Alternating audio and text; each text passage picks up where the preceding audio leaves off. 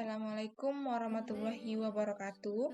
Perkenalkan, nama saya Niken Aisyah Maharani Herwanza dari jurusan Teknik Informatika kelas 4I di Universitas Islam Negeri Sultan Syarif Kasim Riau. Pada video ini saya akan melakukan praktikum keempat, yakni manajemen proses dan penjadwalan. Baiklah, kita akan langsung masuk ke materinya. Nah, di sini ada dasar teorinya, di mana proses melewati serangkaian keadaan diskrit. Beragam kejadian dapat menyebabkan perubahan atau perpindahan keadaan proses. Seperti pada gambar, kita menunjukkan diagram tiga keadaan dasar transisi pada proses. Jadi ada dari new ke ready, running, block, langsung ke terminate. Nah, di sini penjadwalan proses merupakan kumpulan kebijakan dan mekanisme di sistem operasi yang berkaitan dengan urutan kerja yang dilakukan sistem komputer. Penjadwalan atau scheduler bertugas memutuskan hal-hal berikut. Yang pertama, ada proses yang harus berjalan. Yang kedua, kapan dan selama beberapa proses berjalan. Nah, baru kita menuju ke sasaran utama dari penjadwalan proses pada semua sistem, yaitu pertama ada fairness, yaitu mengatur proses dalam penggunaan bersama sumber daya CPU secara adil. Yang kedua ada policy enforcement, yang mana memastikan kebijakan yang ditetapkan itu tetap berjalan. Yang ketiga itu ada balance, yang menjaga semua bagian sistem dalam keadaan sibuk pada sistem batch. Selanjutnya ada throughput, yang memaksimalkan jumlah job per jam. Dan yang selanjutnya ada turnaround time, yang meminimalkan waktu dari mulai submission hingga akhir. Selanjutnya ada CPU utilization, yang merupakan pengupayaan CPU selalu sibuk sepanjang waktu. Nah, pada CPU utilization ini ada pada sistem interaktif dan pada sistem real time. Nah, pada sistem interaktif itu ada respon time, yang mana merespon permintaan dengan cepat, dan proportionality, yang memenuhi harapan pengguna. Kalau pada sistem real time itu ada meeting deadline, yang menghindari kehilangan data, dan yang kedua itu ada predictability, yang menghindari penurunan kualitas dalam sistem multimedia. Klasifikasi logaritma penjadwalan itu berdasarkan dapat atau tidaknya suatu proses diambil alih secara paksa. Ada dua algoritma yang menerapkannya, itu yang pertama ada algoritma menggunakan non-primitive dan primitive, yang mana algoritma non-primitive itu tidak dapat diambil secara paksa. Dia ada FIFO, first come first out, atau disebut FCFS, first come first serve. Yang kedua ada SJF, short job first. Yang ketiga itu ada HRN, high ration next.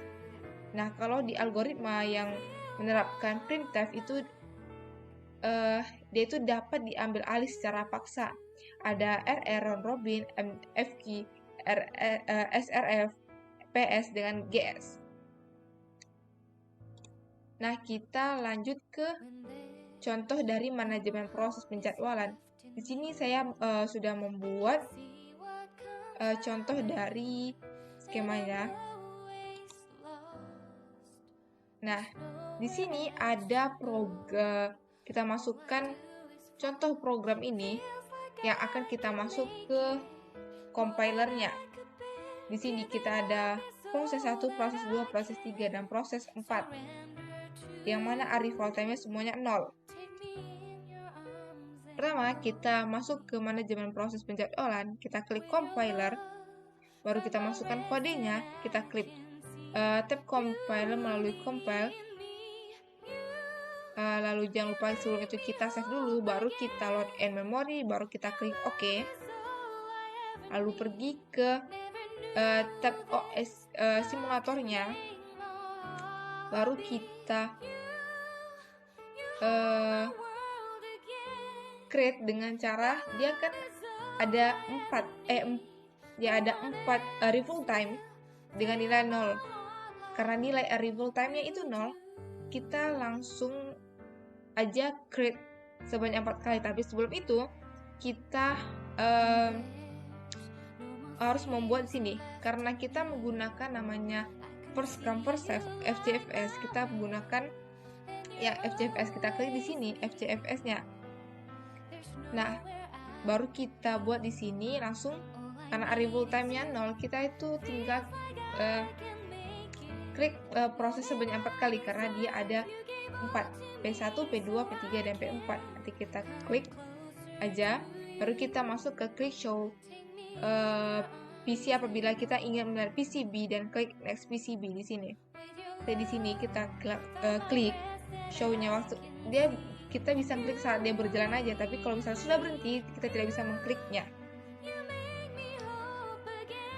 Baru kalau kita ingin melihat rata-rata waktu tunggu dari view proses state pada tab view-nya, maka rata-rata waktu tunggu dari keempat proses tersebut akan ditampilkan.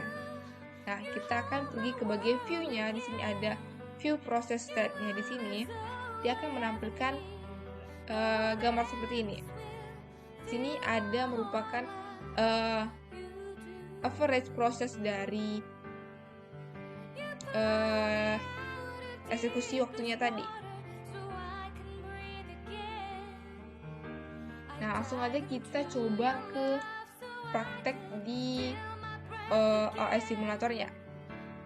Baiklah, sini kita sudah masuk ke bagian CPU simulatornya. Kita klik yang seperti tadi, kita klik compiler, kita ambil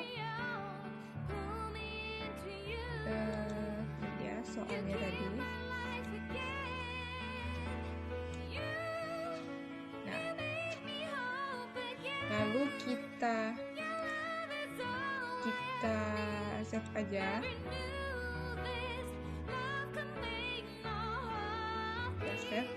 Lalu kita compile dulu,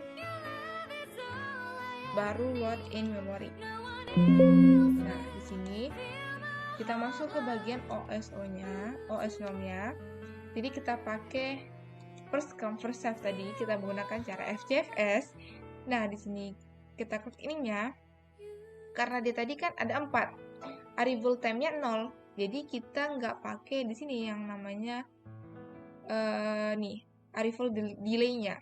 Karena arrival time-nya 0 ya, kita langsung aja klik sebanyak 4 kali karena semuanya itu 0.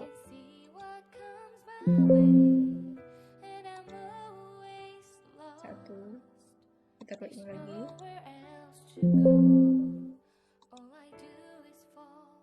Kita klik lagi.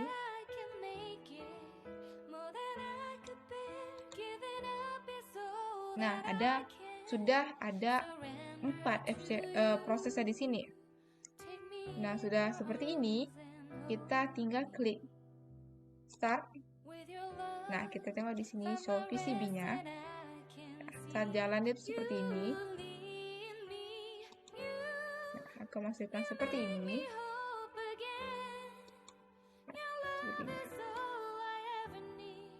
Di sini dia proses ID-nya, proses namanya.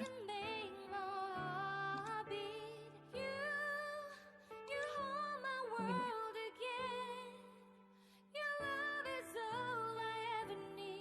Program sedang berjalan. Dan kita tunggu sampai selesai.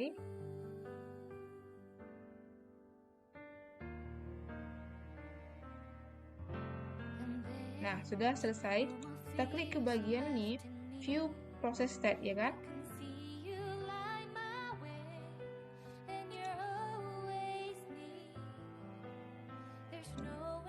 Di bagian view process state di bagian sini tadi. Klik. Nah, di sini rata-rata proses atau rata-rata waktu tunggunya di sini sebanyak 2. Seperti ini.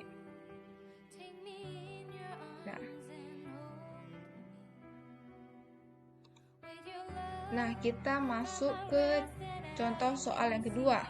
Di sini menggunakan kode yang sama tapi arrival time-nya berisi. Di sini arrival time pertamanya itu 0, arrival time keduanya itu 10, arrival time ketiganya itu 25, dan arrival time keempatnya itu 30. Nah, untuk cara itu sama seperti tadi, cuman bedanya nanti pada saat dimasukkan di bagian OS simulatornya. Nah, di bagian ini nanti berbedanya. Karena di sini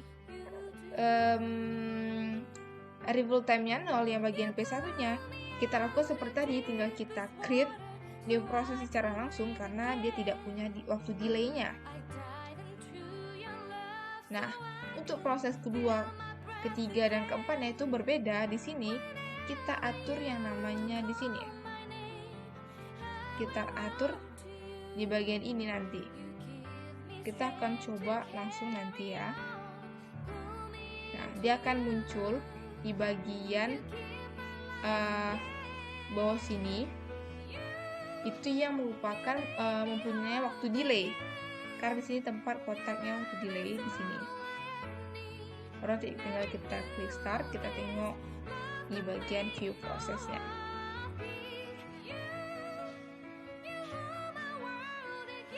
Kita coba di sini. Nah, kita bersihkan dulu.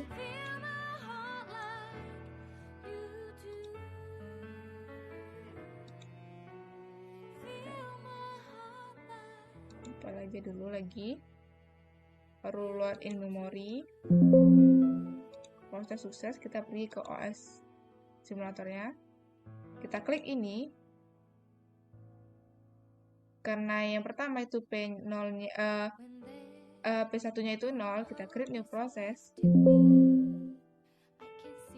Jangan lupa di sini tetap FCFS ya.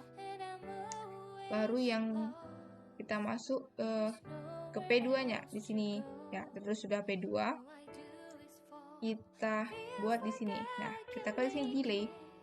Nah, kita ambil soal tadi.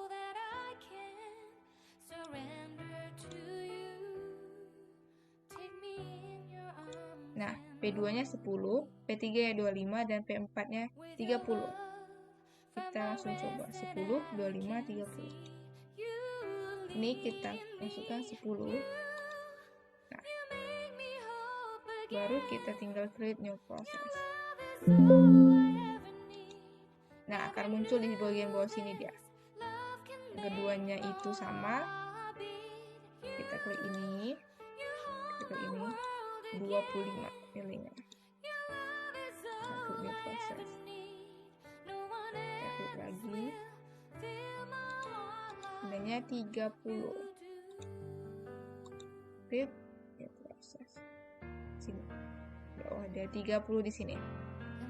Nah, baru kita klik start-nya. Lihat di sini.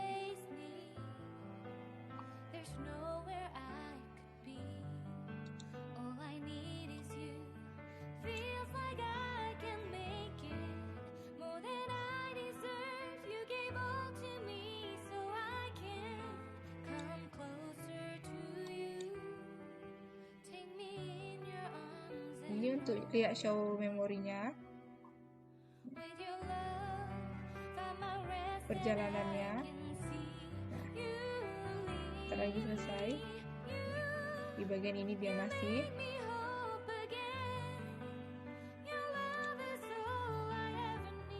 Nah, selesai. Terus kita lihat ke view, kita lihat view prosesnya. Nah, rata-rata waktu tunggunya itu 3. Nah, di sini rata-rata waktu tunggu di setiap laptop itu berbeda masing-masing setiap orang ya.